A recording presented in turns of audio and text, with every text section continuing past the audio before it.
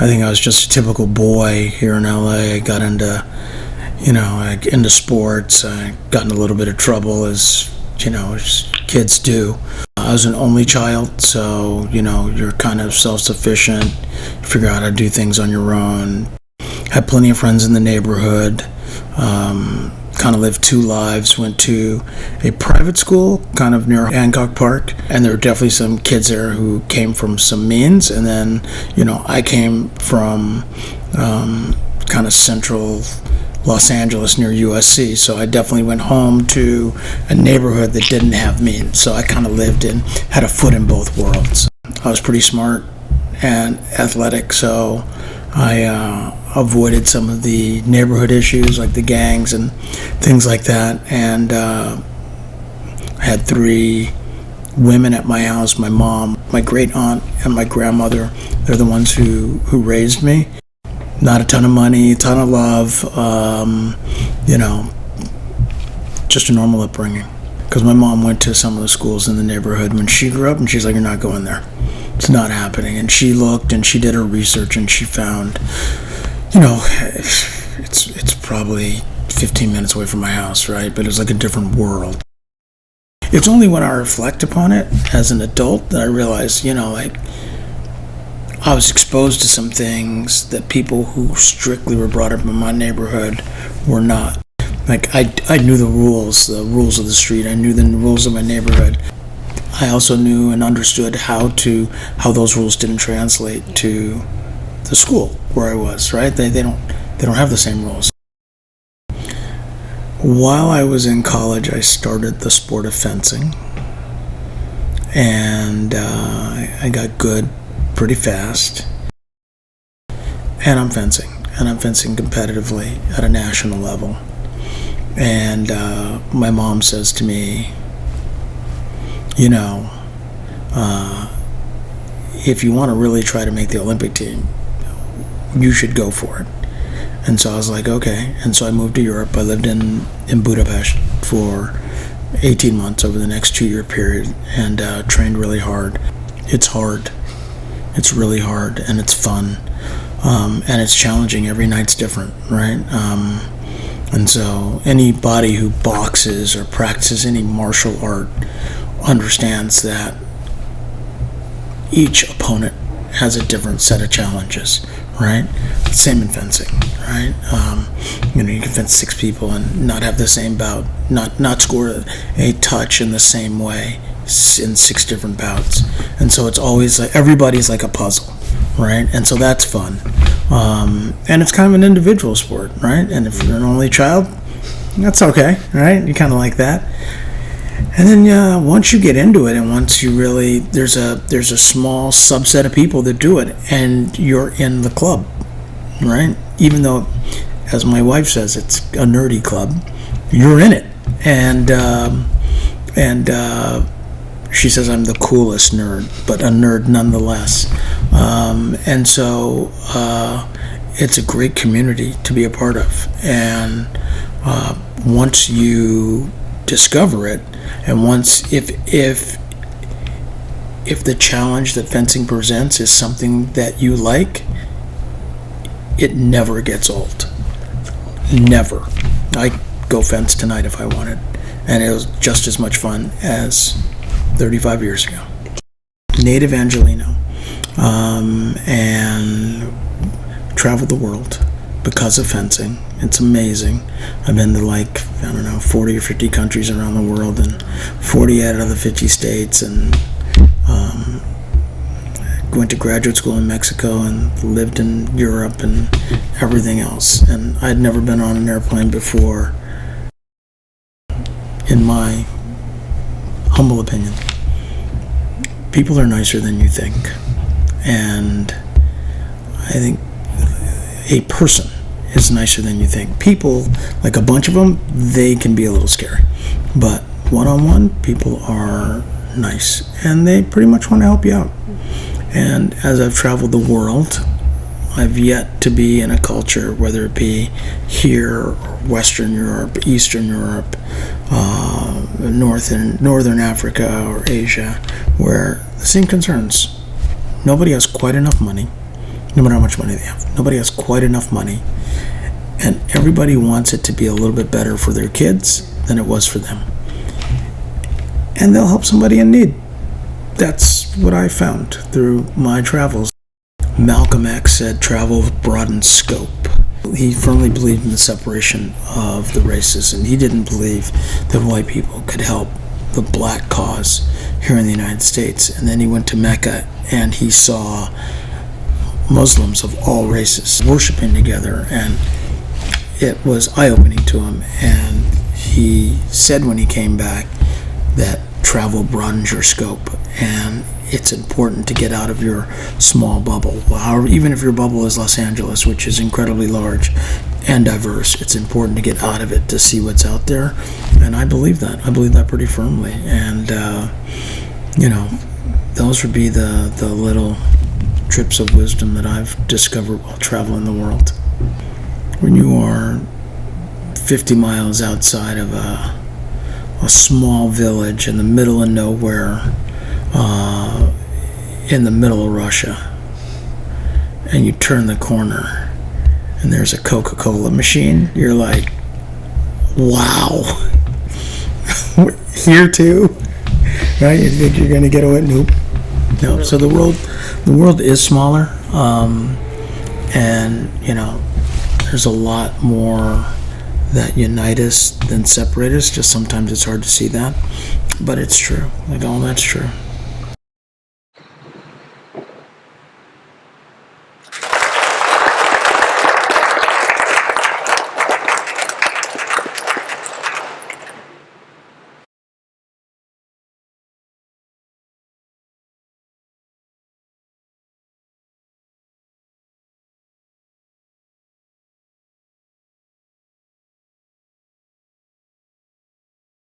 I am very depressed and think badly about myself.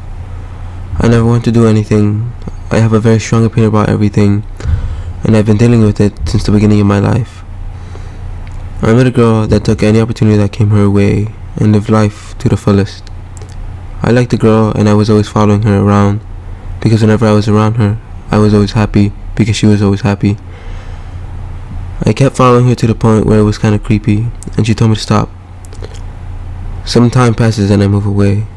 After I move away, I thought about why I liked the girl so much. I compared the both of us and realized I just wanted to be more like her, so I became more like her. I made it my goal to be a better person. The next time I saw her, I tried to imitate her. I felt better day by day. I felt more motivated. After some time, I moved back to where she lives.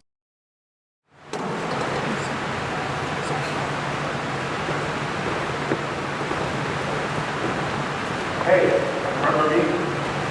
What? What? It's me, Jeremiah. Oh, Jeremiah, the one who used to follow me around. Yeah. How are you doing? It started to change. I'm a whole lot different than I was before. Really? How? I became more like you. I became more motivated. I started working out and improving. You didn't quite change. You're just impersonating. I don't understand what you're telling me. That you didn't change yourself? You just lost yourself.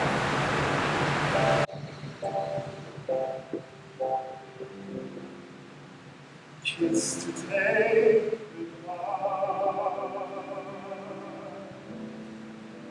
Sweetness and sorrow.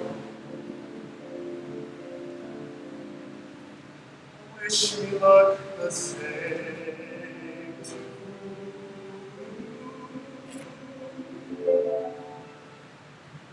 And I can't regret what I did for love. What I did for love. Look, my eyes are dry.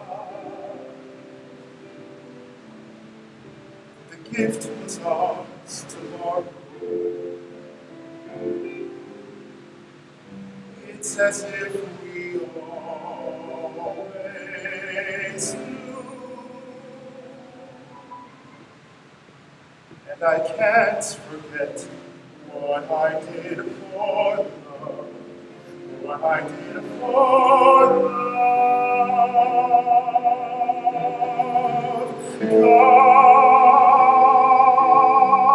Gone. Love is never gone.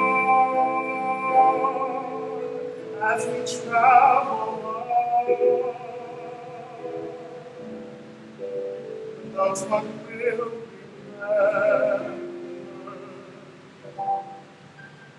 Kiss today, goodbye. Point me toward tomorrow. We did what we had to do.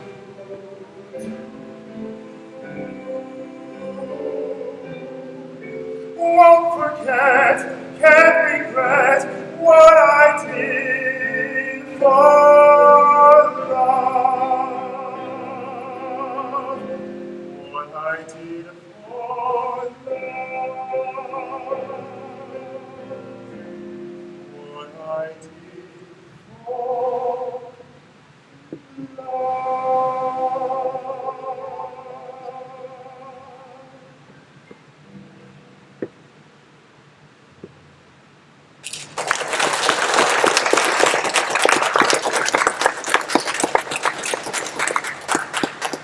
I met her again, thinking I'm a changed man, and then I realized she and I are nothing alike. I'm just a fragment of her. I realized that she is she, and I am I. I saw that I was still myself, but just a fragment of her. I fell back into a state of depression, realizing that this is an obstacle I had to get over in order to become a better person, so I acted like myself, not someone else. I tried to think of a person I could be proud of being. a person who can be more respected by others. I try to make goals for myself, and that leads me to think what I want in life. What I want in life is money, respect, and peace. My definition of peace is to live a calm but fun life. I take those words to heart and realize I can't be wasting any time. I have to work and live life to the fullest. I started trying a life again. I got a better lifestyle, working out, doing new things, taking any opportunities that come up, and most of all, I be myself. I want to say as a child I was energetic, but also in the sense of I was a calmer, energetic kid. I wasn't super crazy, I wasn't bouncing off the walls, but I was definitely pushing boundaries when I needed to. I had a more vocal mom, so she was always keeping me in the now, making sure I was educated on probably more than I needed to be educated on at a younger age. So I would get in trouble at school a lot just because I would know more than some of the other kids. So sometimes I did need to have a talking to as far as toning some of the topics I would talk about at an earlier age. I think one of them was probably based off of puberty and the birds and the bees and just knowing a little too much, and me being an informed kid wanted to share that with the world, and school was probably not the best setting space for that. So obviously my mom gets a call from the office saying like, hey, your kid's talking about things. So that was definitely a fun conversation to have at home. Like, even though you know things doesn't necessarily mean you need to talk about them. I think it's just her sense of it was making sure that I was informed in such a ever-evolving world and society that we live in. Having open communication was very important for her. Also for my dad, but mainly for her, just making sure I was informed. I've met so many people where like, you talked about that with your mom, and it's like, yeah, you didn't? And it's very eye-opening. It was peaceful, to be honest. I don't think, I feel blessed and lucky to have the parents that I had, because they wanted me to stay informed. They wanted me to be active in my school life, and even though I wasn't super active in my academic life, they just always pushed for the best, but also didn't push in the sense where it was too much and it was overbearing. I didn't have parents that were like, you need to do this or you need to follow this criteria. It was, growing up was very much, this is kind of like the path that we have set up, but it's okay if you veer off that. So I think I'm fortunate in that sense.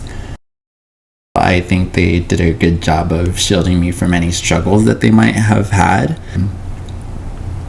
And I think I'm okay with that. Would I have wanted to be a little more informed on, like, you know, certain things? That way maybe present me could tell past me, like, maybe you shouldn't ask for that toy, or maybe you shouldn't ask for that trip to Disneyland or stuff like that, and be a little bit more understanding about any situations that I needed to be aware of. But I think for the most part it was a good, calm upbringing. Growing up was fun. We grew up in a 1-bedroom house. So you can imagine 4 people cramped into one room. It's, full-size queen-size bed and a bunk bed. We're all sharing like a closet, a cabinet space, and there's a cabinet in the living room right next to the TV. So the house smelled like food, coming from a Central American family. Food is just, it's always there. It's comfort. I grew up in East LA, so I'm California, born and raised.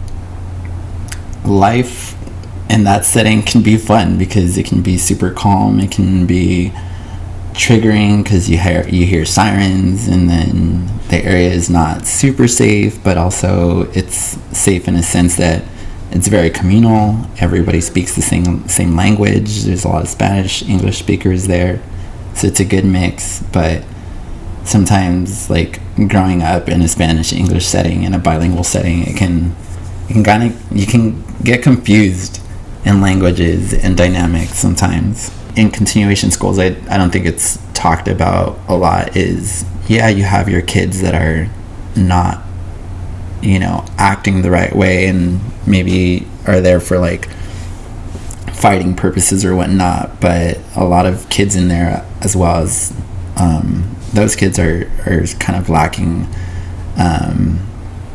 on an academic basis, and a lot of their teaching methods was very much, okay, what you're doing here, how are you gonna contribute to your community out there with what you're learning in here? I think hearing from other people key characteristics that stand out to them, like being kind or being observant, being a good listener, hearing that from other people like really strikes a chord in someone. And for me, it was very much like, okay, I can use this out in the real world. So once I learned that, I really stuck to those core ones, like listening and observing and just taking a beat. And I think that really helped with confidence. I think community has a much bigger impact on us than we care to think about at the end of the day. Because you're like, where do I belong? And you're like, well, I'm already living in a community. At the end of the day, you're living somewhere, and that somewhere is already a community. Where you're living, whether it's your family or your group of friends, that's a community. It all comes back down to community.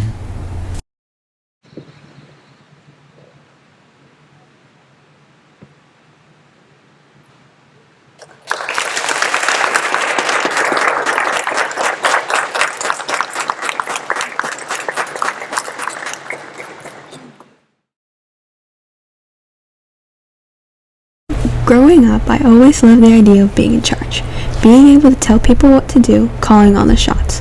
Leading has always came easy to me, as I am the eldest of 4 kids, a natural-born leader.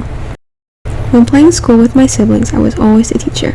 When putting on a show for my parents, I was always the director. And when playing family with my little cousins, I was always the mom. From then on, I always fought to be on top. I learned to love money, I learned to love the value of respect, and I learned that above all, power was needed, no matter the consequence. But from every difficult and high-stakes challenge I had conquered, I also lost a piece of myself, leaving things more broken than ever. But when what seemed like an opportunity of a lifetime was offered to me, it was really just a dead end. There has always been this unexplainable need to be the one in charge, the one that people will listen to and follow. I always had these thoughts and ideas I would have wanted to share as a little kid, but never had the guts to say it. Never had the guts to raise my hand and speak out. I was more of the quieter kid, observed from a distance and kept to myself. I didn't have the most friends, and the only friends I had were ones that approached me first. But now that things have changed and I have gotten over the shy kid act, I raise my hand, say all my ideas, and take initiative to lead. It feels better being the one that people actually listen to. People actually value what you have to say, and people actually care because you're in charge. Leading has always been a built-in thing for me. As the oldest of 4 siblings and 13 cousins, they all look up to me. It hasn't came easy, but it's always a trial and error process. But it's the fact that they value everything you have to say. It's that they turn to you first, and in their eyes you know everything. From loving the feeling of being able to call all the shots and all the attention that I would receive, I always fought to be on top. As time went by, I worked and worked, pushing people away, because work was the only thing I'd care about. This time, I could be the CEO of a widely known company. The feeling of actually being the CEO filled me with excitement. Finally, I could be the boss. The past years of working hard and showing up every day is finally paying off. So with this chance to become CEO, my work hours grew longer, earlier into the morning and later into the night. Work became my only life. It wasn't family comes first. It was now the need to finally reach what I've always wanted to achieve. But with this position as an opening, I had a fellow competitor. This was an old friend of me. He was almost like a lifelong rival. Ever since high school, we always fought to be on top. As I learned who my competitor was, I planned to take him down once and for all. I was tired of always taking second place, with him as first. I was tired of being made fun of and pushed around. I was going to become the CEO if that was the last thing I'd ever do. With the need to finally bring him down, I stayed longer at work, sometimes not even going home during the night. It became an obsession. But finally, after all the effort and time I put into finding something that would bring him down, it worked. By finding unforgivable information that would bring him down once and for all. And finally, the position was mine. I did it. I was the boss. The need to be in that position was all mine. As the new boss, people were constantly asking my opinion, and they were willingly doing anything for me. It felt great. Well, for the first weeks of it. But now what? I was in charge. It almost felt like there was nothing else in life. With the realization, everything began to go dark. Work was my only life. When I went home, I worked. When I woke up, my first thoughts were about work. There was nothing more to me other than work. Work defined me. So who am I apart from that? With this, I realized that I thought life was all about wanting to be the best of the best. So the amount of attention you would receive would feel tremendous. But from experience at being on top, I also felt empty. I tried to fill that void with work, but it wasn't it. From there, a friend reached out to me. My frenemy, honestly, the last person I thought would help me get through the door. But he showed me what was also out there for me. All the people I pushed away, and all the things I missed out on just because my face was buried in work. And from that, I was still the CEO. Work isn't my priority anymore. And I found out who I am.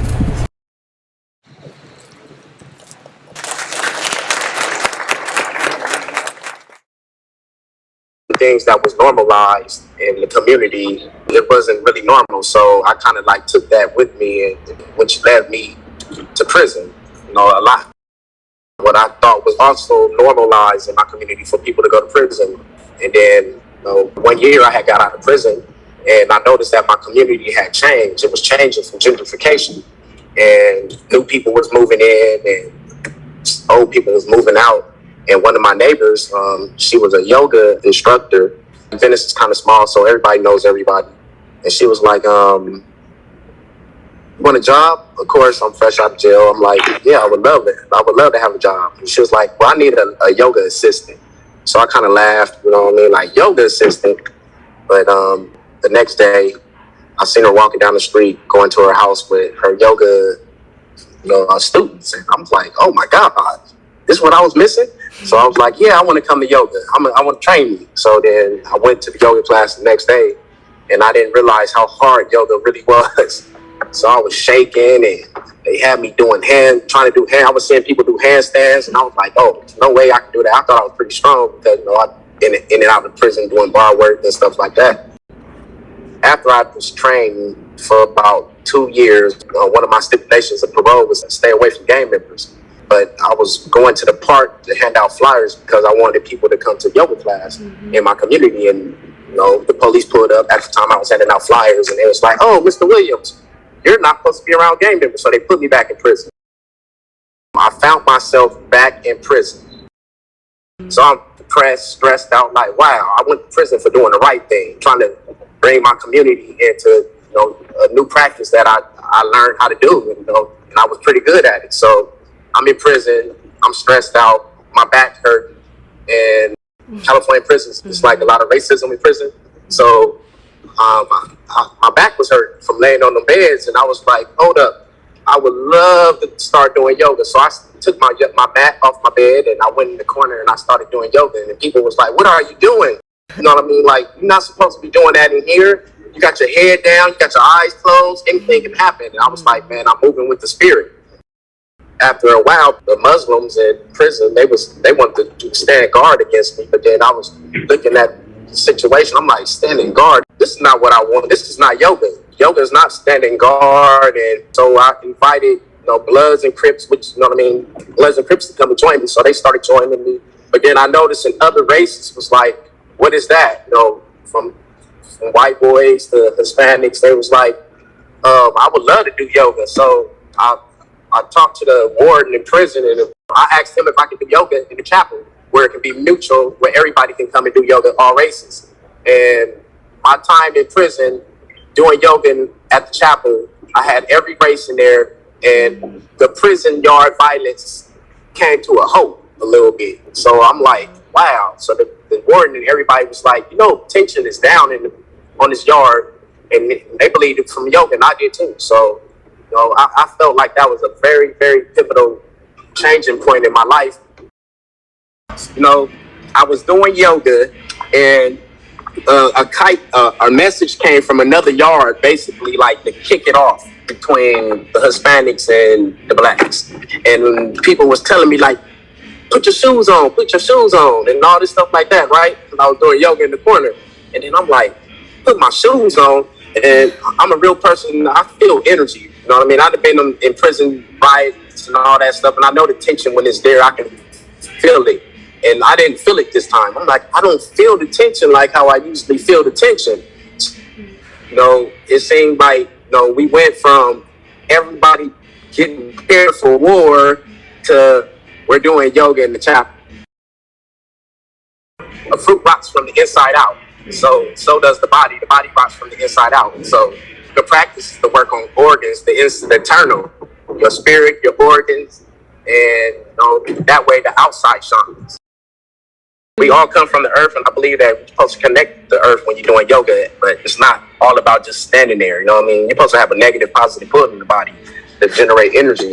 That's why our masculine people love the yoga that I do, because yoga also builds muscle, you know what I mean? It builds muscle, it works on the respiratory system, people who got asthma, the digestive system, people who got stomach problems. So if you're focusing on these problems in your body, I believe you can heal yourself.